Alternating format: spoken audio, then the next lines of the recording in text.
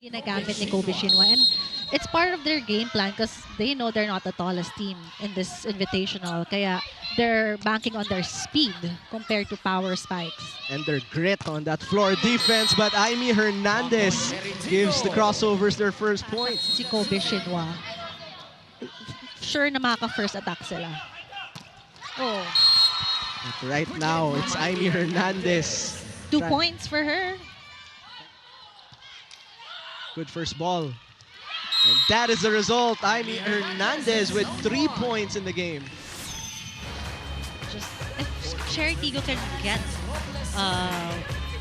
pass there, I know that kaya tina-timing niya eh, na kung alam niya may butas yung block, papalo siya. Kung wala, mag-drop ball siya. 5-4 opposite hitter. Aimee Hernandez, another point. She's been on fire, but this is our second technical timeout.